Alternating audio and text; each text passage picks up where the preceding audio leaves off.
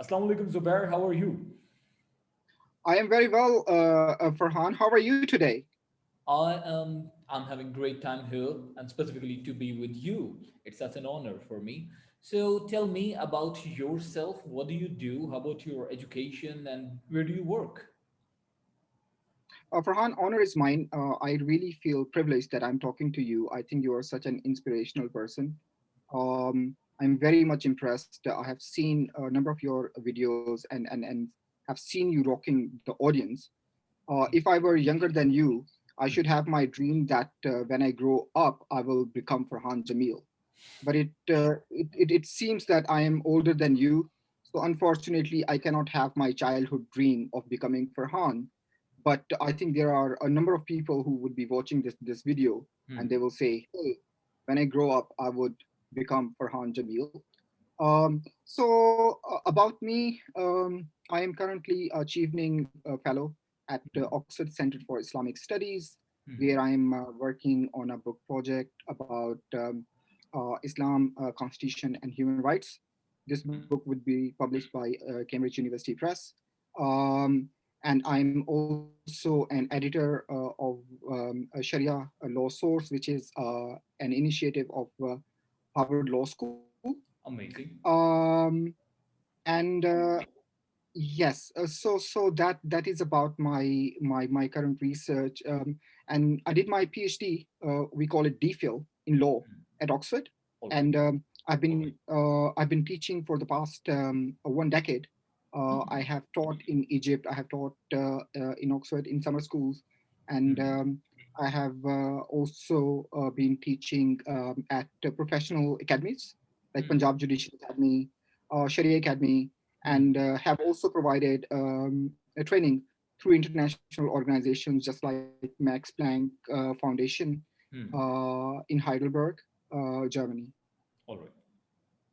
That's wonderful. So just as you were appreciating me in the beginning and you were saying that you cannot have that dream achieved, that you cannot become Farhan Jamil, but I am privileged if you are a bit older than me. So I'm privileged that I can become Zubair one day, inshallah, and will be, I mean, the whatever you are doing right now, just as you have the international exposure of teaching, of learning, I might also get that. And one day I'll also try to become Zubair. So, but anyway, thank you so very much for your appreciation. Now, moving on toward the topic, just as you were saying that it's been a decade that you are teaching and you have got so much into the learning side as well. Let's talk about the youth. Let's talk about the students. Let's talk about the people who are going to rule the world quite near soon.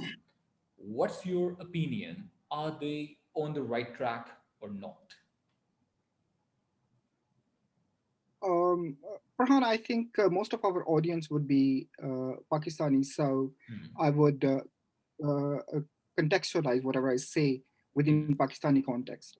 But I do Perfect. appreciate that we live in a globalized world. So whatever references I would be making, I'll be referring to other countries Hmm. also.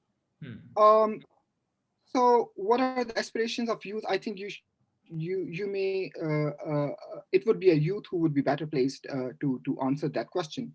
I Hmm. think I'm out of that category.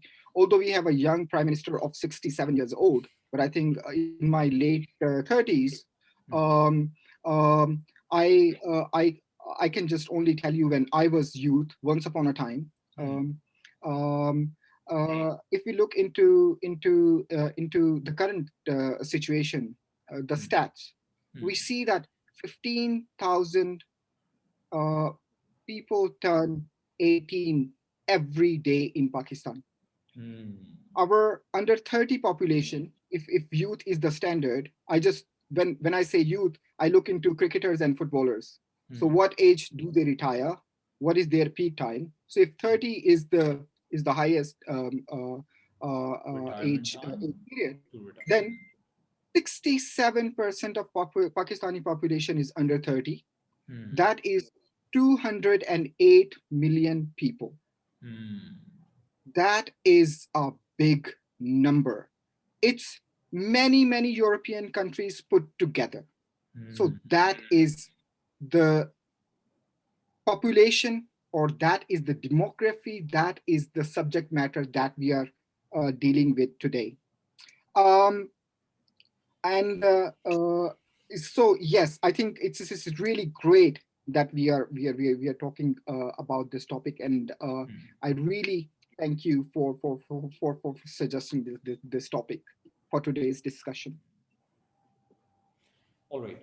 So, I mean, if this is such a big number, just as you were mentioning, so what do you think? What are the problems that they are facing? I mean, if when they see, when they try to, or so foresee their future, so what are the problems that they see, and what are the solutions for that? In a very general context, we are not talking about the education only. We are not talking about the career. It's about the future in a broader term. What do you think about that? Okay, now uh, when we look into into the numbers, and we look Hmm. into the chief characteristics, Hmm. out of these 208 million, only Hmm. 12% Hmm. have graduated after graduated from 12th grade, Hmm. and there is 10 million population of working age, they are unemployed. Hmm. But still there is dire lack of skilled workers. So what's going on in here, in our country? Hmm. So these numbers, they are speaking on their own. We don't need any demagogue or any scientist or Einstein who should tell us, right? Hmm. Hmm. 2/5 of the working population is uneducated. Hmm. 2/5 of the working population we are talking Hmm. about. Um, and in our country, 22.6 children are out of school. Hmm. With the current pace of literacy rate, we will Hmm. achieve 100% literacy rate in 2076. Hmm. By that time, I'm sure that I would be dead. You might be alive, Farhan, to see that day. But I must say that I'll I be of will no die use a then. very And I'll painful. wait you. But I must say that I will die a very painful death if that were to happen. That I die, and in my country there are millions of children who Hmm. have not gone to school. Now, why I am emphasizing education? Because I am um, affiliated with the education institution. But with education comes employment. With Hmm. employment comes empowerment. With Hmm. empowerment comes political engagement. So these Hmm. four E's, they are very much connected. So if you want to see roots to any problems Pakistan is facing, Hmm. mention any big problem we are facing, right? Hmm. Whether it is law and order situation, Okay. whether it is economic lethargy, right? So economic development, lack of economic development, lack of economic activity. Hmm. In one way or the other, they are linked with lack of education in our country. Still, we are at the bottom of spending in terms of percentage.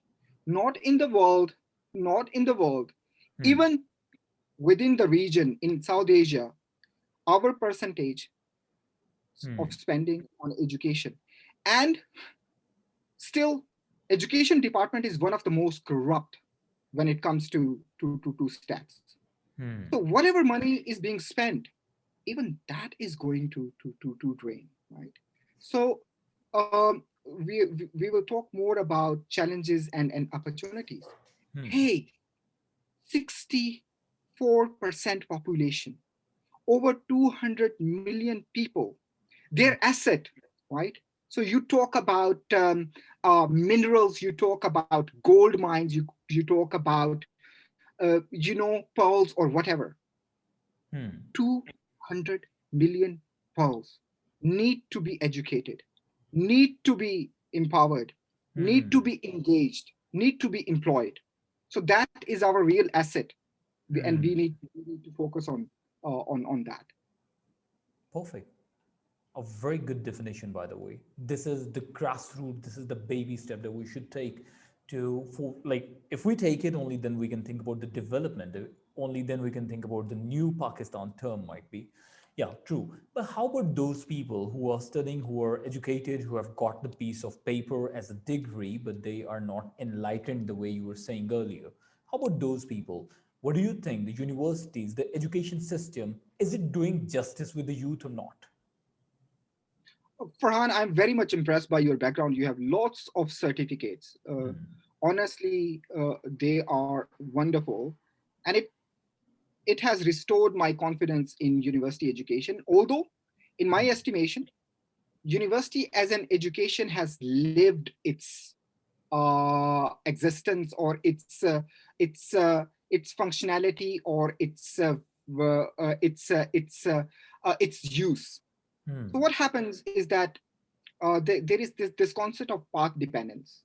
If Hmm. something starts, then it keep on recurring itself, even if its utility has gone.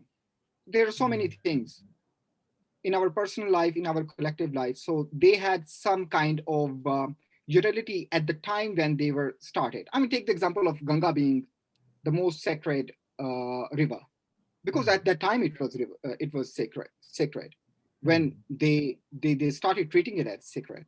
But Hmm. when they started dumping dead bodies and sewage into it, it's not sacred river anymore, right? Hmm. So same like universities, when they were started off, so there were very interesting kind of analogies between university and factory. So you Hmm. come on time, you start on time, and then you leave on time. So Hmm. because collective uh, uh, production of goods, and collective production of knowledge, and students being good, and then you stamp, and there you have, education being commercialized, right? Hmm. So just like you have a work floor on your factory, things just come and you stamp, and here we also do into your universities. Things come, you stamp, and they just go, right? True. Now, I think university as an institution has lived its utility. Hmm. We don't need universities in the way they are, right? All right. Now, pandemic has told us that you don't need to make students sit in your classrooms from 9 to 5 Hmm. and listen to grumpy and boring professors like myself, right? Correct. Whether you are willing or not. Hmm. Yeah. So now the future is that you have this knowledge, you go through it, and then you have your questions. Hmm. There are some things which are not clear. You read something and you find something is not clear. You go to professor and have one-to-one interaction, right? So Hmm. that human interaction, and that has been, by the way, going on for Hmm. centuries. So only two universities in the world do it. Hmm. So at Oxford and Cambridge, education does not happen as a mass production that you have lectures and then Hmm. hundreds of students sit and listen to these venerated professors, and then they just go take notes, and then they do MCQs, and then that is it. No. At Oxford and Cambridge, what happens, in Oxford you have 39 colleges. Each Hmm. college will take 10 to 15 students, and they will have 5 to 7 professors. Hmm. Each professor will become a tutor to two students, just two Hmm. students. and Amazing. and all the learning will happen one to one, right? Hmm. But it's so expensive that it's not affordable for many institutions. So what happens is that Oxford and Cambridge, they have endowments. So they were established in a way that you have the college, and then college have endowment. It has rent generating properties. Either they have Hmm. assets or Hmm. they have bank accounts. So what happens? One of the busiest and the most expensive streets in London is Oxford Street. Hmm. Most of its property is owned by not the Queen, not some bank, but Trinity College, Cambridge. So Hmm. what happens, that whatever rents are generated from those properties, they are spent for the education, right? So now you can have 1 to 2 ratio. So you have one Hmm. professor, two students, right? It's not possible to run, but Farhan, pandemic has told us that it is very much possible. Hmm. we live in a globalized world, so this tutoring is possible. This is how the education should happen in future. You have books, read books, you have YouTube, you have Coursera, you have edX, you have Udemy. You just go, do your research on particular topic, and then come to me. I'm a professor. I will give you one-to-one session, right? So what is not clear? You write down Hmm. an essay. I will give you. I will edit it, and then Hmm. we will discuss, right? So this is how education will happen. I see this is the future of education. So where, and I think this is something which Coursera and edX have still to realize. So they just Hmm. thought that, oh, putting these AI and everything, they will just have mass production of knowledge, and then they will also start producing revenue. But that human element is missing, right? Hmm. I am a professor. I just told you that when I was setting up this Global Institute of Law, Hmm. Oxford, Hmm. I approached my professors whom I have had interactions decades ago, Hmm. and they remember me. They cherish me. I remember them. It's a relationship which is deeper than my relationship with my biological parents. Hmm. My professor Wilka, my professor Raj Brown, even my school day professor, Professor Nazir Chinvi, my school teacher Zafrus Samad, they, the affiliation I have had is just deeper than I have with my Hmm. father. So my professor Dr. Muhammad Munir and my father Muhammad Munir, I'm closer to my professor Dr. Muhammad Munir than to my father Muhammad Munir. Hmm. That's nice. So it means you believe that in the education system, the first thing that we should do, we should not think about the quantity. It should only be about the quality. That has only been done when you are providing the more interactive classes, more interactive learning with one-to-one, one-to-two. That's a wonderful approach. And secondly, just as you were saying, this should be done, and this is more like a factory thing. And just as you were saying, the pandemic has given us the real exposure of education. Just as we are talking right now, one to one, so it's more interactive. Of course, I mean, we cannot have the distractions at all.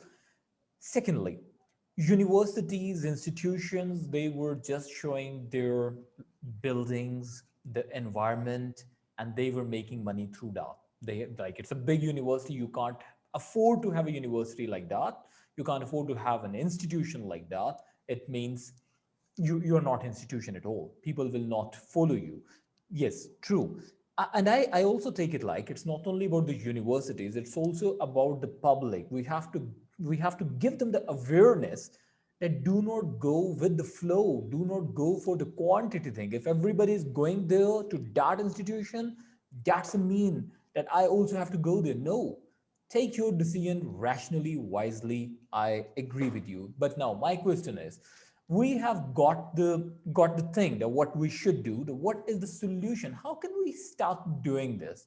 Is it about giving awareness to the government, to the teachers, to the institutions, or to the students? Who should, like, from where do we have to take a start? Look, Farhan, my philosophy towards research and teaching is that if you want to resolve a problem, Hmm. first of all, you have to understand it. Yeah. If you understand it, then it becomes you're just there to resolve it. True. So, so your query towards a problem does not start by looking for solutions, Hmm. but It's more your about defining the problem. Good. it's understanding the phenomena, right? Hmm. Now, it's very easy. Let's go back to youth. It's very easy to say that look, Pakistan has this higher population growth, and by the way, it is. Hmm. So Bangladesh, East Pakistan, their population was more than us, and that's why we had this constitution problem, and then the country separated. Right Hmm. now, Bangladesh is 165 million, and we are 210 million. And Hmm. if you want me to put into perspective, so that extra 60 million or 55 million, that is the population of whole of United Kingdom, Hmm. England, Hmm. Scotland, Wales, and Northern Ireland. Hmm. Within 50 years, our population has actually surpassed Bangladesh. Now it's very easy to paint it as a problem and Hmm. then telling the youth, hey guys, zip up, right? So, no, this is basically an opportunity. Young population. I mean, if you just look into our neighborhood, one of Hmm. the biggest challenge that China will face in near future. It's Hmm. not US, it's not Russia, it's their aging population. And if Hmm. you want more, another example, Japan, its Hmm. population decreased one third within the span of one generation. One third population would be wiped out because there are not enough babies. Yeah. Hmm. So I think it's the perception, it's the understanding of the phenomena Hmm. that makes it either a challenge or as an opportunity. So our Hmm. perception is really important. So we were talking about the problem. Now, whatever problem is that, let's try to dissect it. And this is really important. This is what need to be taught and is not taught. So basically, I tell my students that our class is about to graduate. Hmm. And one of the take home point that I tell them that, look, please don't let university education come between you and wisdom, right? So universities are basically meant to create certain type of citizens who are obedient, who have studied Islamic studies and Pakistan studies. They Hmm. believe in certain type of narrative. They are made to Citizenship. think in a Hmm. certain way. Yeah. Hmm. So I am not saying that this is wrong. Every state does it. Hmm. Every state does it. Of course, at the end of the day, state building, state security, law and order, right? This is really important. Hmm. And I won't undermine it. But at least we should know what we don't know. And we should Hmm. know what we know. Yeah. So university students, you study Islamic studies, you study Pakistan studies, Hmm. perfectly fine. Right? But you should also know that it's a particular perspective that's being given to you, Hmm. right? Hmm. So one of the challenges I think for students is that universities don't prepare them and Hmm. deliberately, right? I'm trained as a legal historian. I just want to give you one example. Hmm.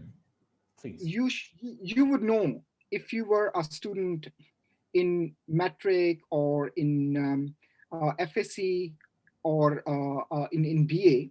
Hmm.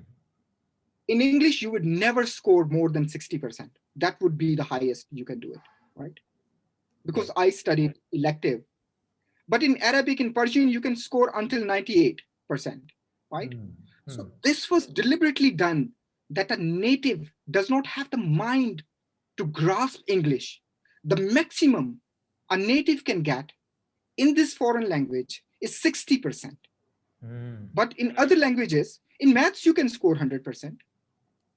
In Arabic, in Persian, in political science, you can Hmm. score.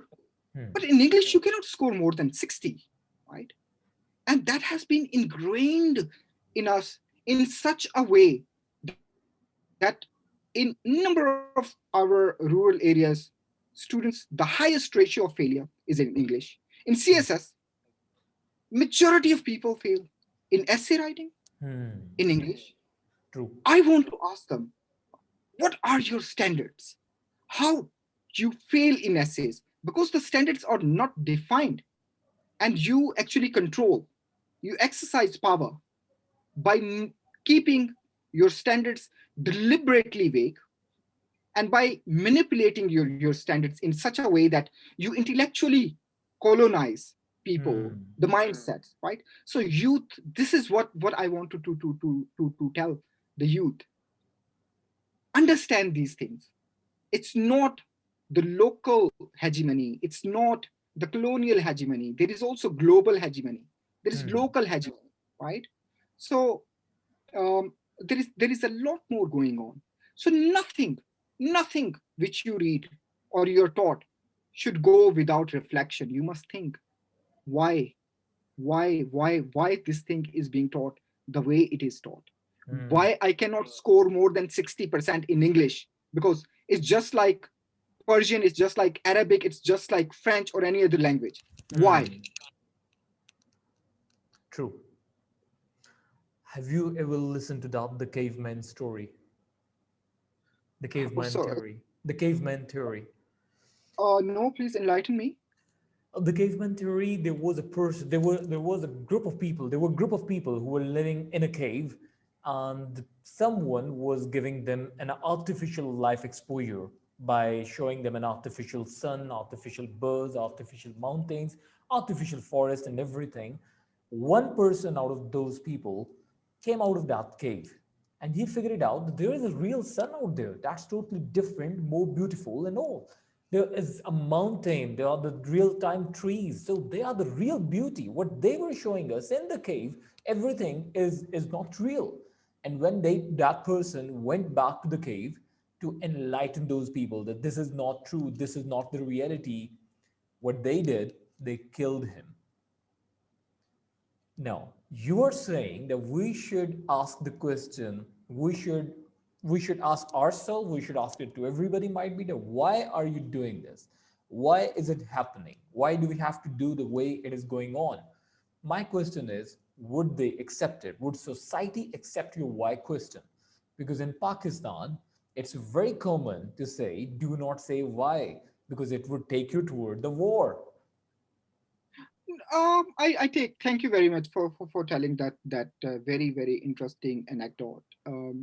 Reminds me of rather Karamazov, Dostoevsky's novel. Very very very interesting stuff. Um, Now, hey, I have two kids. Hmm. One daughter, she's 5 years, and Mashallah. another younger son. He's 1 year old. So Mashallah. my daughter, she started. So when she started, she would say, "What that? What that? What that?" After that, I could see, I could observe. Then she said, "Why? Why, mommy? Why, daddy? Hmm.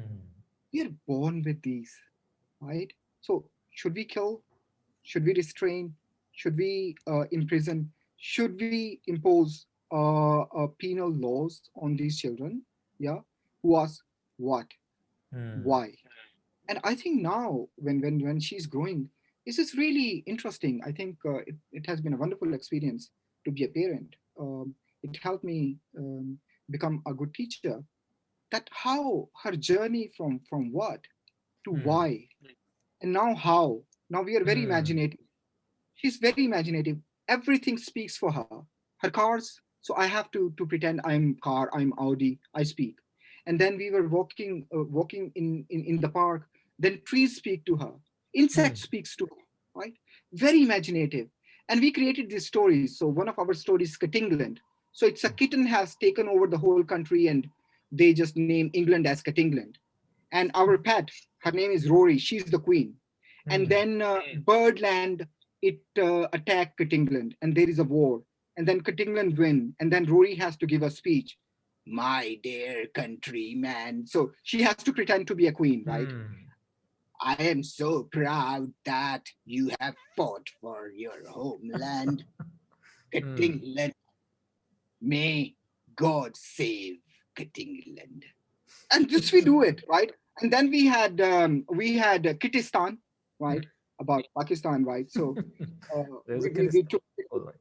exactly. So much imagination, like everything speaks, everything has a voice. So what happens? What education system does all over the world? I'm not. I don't want to specify Pakistan. Is Hmm. kill this creativity, Hmm. this imagination, this instinct of asking questions.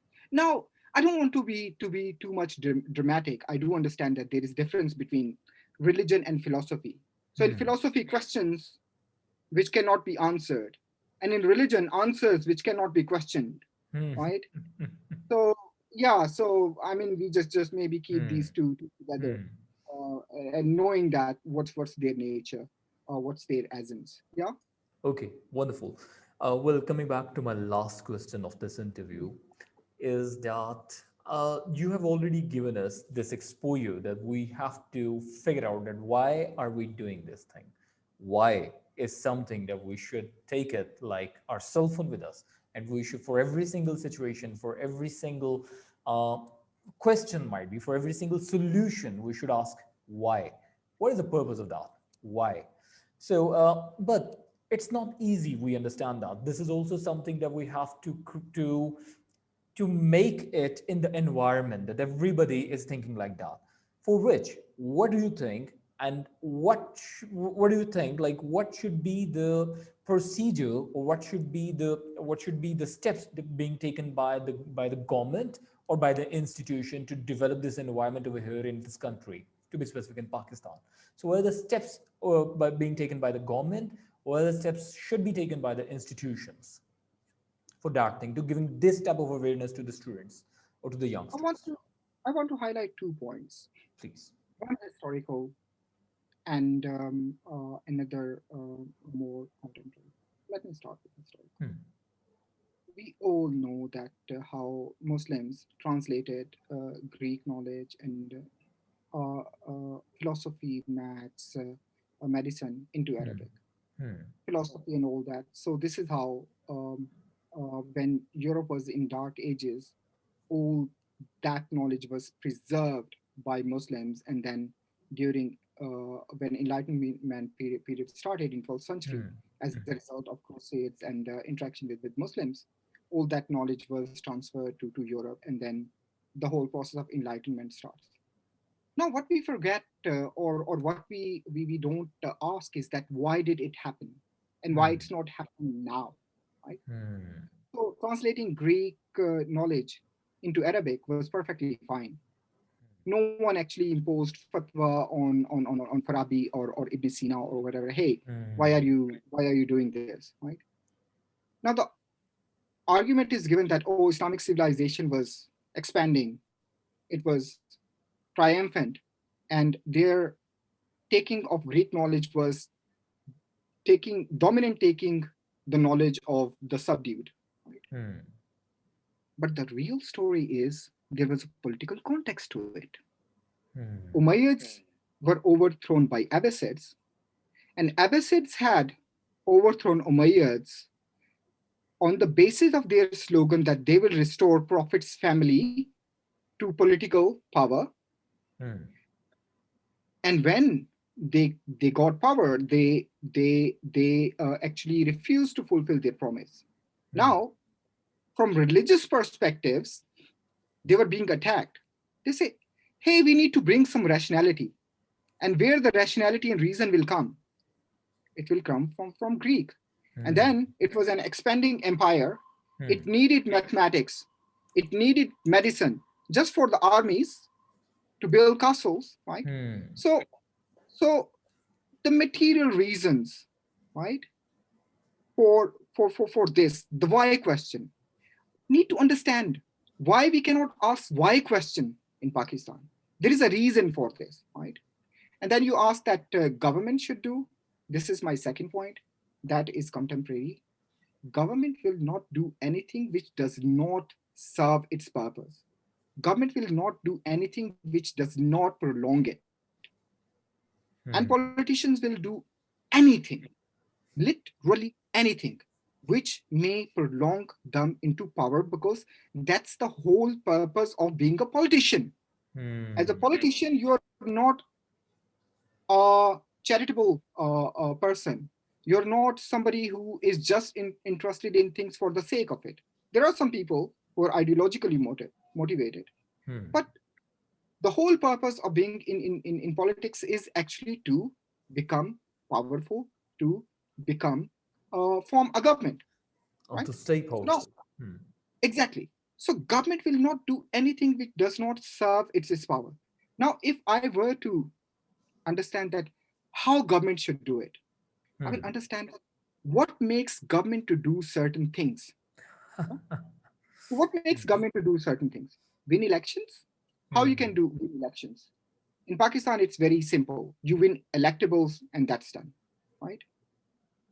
Now, if I am a policymaker, if I have to make an intervention, I will say, look, maybe we need to turn the standards, need to change things, right? Hmm.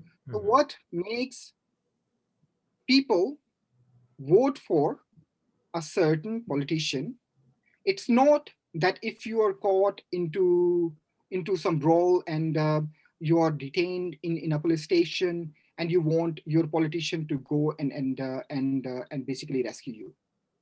If the standard is changed that you will vote if they open up school and provide education, only Hmm. then you will vote, then the standard is changed, right? So I would urge my our viewers, please don't get frustrated, try to understand things, right? And it's unfortunate that we don't have much time, um, that we could not focus on how we can help youth to achieve their goals. Hmm. One of the things is that they must visualize what they want to be. They need to Hmm. have role models. Hmm. And role models should be realist. You have seen, you have met them. Historical figures, they were important in their own right. For me, going into law simply Jinnah, right? Hmm. So I went into public sector schools. Jinnah and Iqbal were my heroes. I actually had their pictures in Hmm. my home, right? So it was not enough for me that we had Jinnah and Iqbal in our school. I brought them home also, right? So when I passed my matriculation, I was the top student and I was expected to read sciences and become either engineer or doctor. I said, look, Hmm. I have to become Jinnah, right? But then when actual reality hit me, when I just did law and saw that, oh, my father is not Punja Jinnah, I cannot go for bar. I cannot afford just keep on practicing for 2 years, even if I don't get even a single brief, right? So Hmm. my father was a farmer. There was then enough funds after I graduated. There was expectation that I will start earning and start sporting because they had invested in me 5 years Hmm. of university education, right? So the reality was different. And then I had to find different role models. And different role models are, who are they, right? People you have seen, like if in legal career, you have maybe Salman Akram Raja. You just see what made Salman Akram Raja. How long did it take? Hmm. Then it will make your journey and the hurdles you face during your journey more bearable, right? So life actually molds you. It reminds me of a picture of a person who's actually carving himself or Hmm. herself out Hmm. of a stone, right? Hmm. So if you want to become a professional, whatever professional you want to become, doctor, engineer, lawyer, academic, hey, it took me post my undergrad 2015 until 2014 that I got tenure track. And it was only in 2020 that I got permanent job, got tenure, right? So Hmm. it took me 15 years from my graduation to become an associate professor with a tenure at a university. Now, if you want to become an academic, if Hmm. you want to become a teacher or professor at a university, this is the time it will take. Now, Hmm.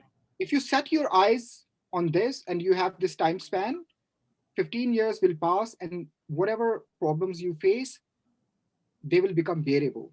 The issue is that when you don't see light at the end of the tunnel. I mean, this Hmm. happened to me. I just did not have any lawyer in my family. My mother is illiterate. My father didn't go to college, right? And when I graduated, I had absolutely no idea what I have to do with my life. So Hmm. just going with the flow. But one thing I just knew, that whatever I do, I want to be the best, or I want to be the best version of myself. So Great. I started practice. I said, oh, I'm doing well. But then I had a chance of teaching as an adjunct in Qaid-e-Azam University back 2006. I said, oh, I loved it. I would love to be a teacher, right? and then I went for my master's, and then I did my PhD. I was doing very good, doing international arbitration. There is lots of money into it, and I was doing well. I was working in one of the best law firms, highly Hmm. paid, highly Hmm. respected. I was earning money. I had very good career, but Hmm. that was not something which I was enjoying. But I Hmm. was enjoying. It's a privilege to be interacting with young people. Believe me, Farhan, Hmm. I just see students entering, they are 17 or 18, Hmm. and then when they graduate, 22 or 23, they are scholars. Believe me, in my Hmm. final year, I don't call my students, I call them scholars. You Great. see them grow, right? And honestly, honestly, I must admit, in camera, in front of you, I have simply been pretending to be a teacher for the past 1 decade. My students don't realize that actually I was the student and they were the teachers, right? So I've Hmm. been constantly learning from them, constantly learning. And Amazing. believe me, I have taught variety of students, Hmm. undergrads, postgrads, professional courses, you know, taught executive business law for executive, taught judges, very senior judges, such as judges of anti-terrorism court, right? So I've been teaching in Punjab Judicial Academy for 5 or 6 years. Taught international judges, judges in Afghanistan, judges in other countries. Hmm. Students I found in Pakistan, honestly, the best kids, inquisitive, hungry for knowledge, True. hungry to excel, true hunger you just see, right? Craving for it. So I think it's a privilege for me that I have had this honor to be their professor, to Hmm. be their teacher. Although I think I was the one who was learning from them. That's wonderful. Well, Zubair, thank you so very much for your time. It was such an intellectual talk we had today. And this is something I feel like would give the real benefit to the viewers as well. So, I mean, I really wish to have more questions. I really wish to listen to you more the way you have the extensive knowledge of very, I mean, it seems like that you are just standing on the corner, but there is an ocean inside you and you want to jump into that. And we also want to explore that thing. So for that thing, I'll be disturbing you. I'll be asking you to give me time again and again, might be once a month, twice a month. I'm not going to leave you right after this meeting. It's going to be the beginning. It's not going to end. It's going to be the beginning, inshallah. Well, thank you so very much for your time, Zubair. It was Farhan, really lovely listening to you. Yes,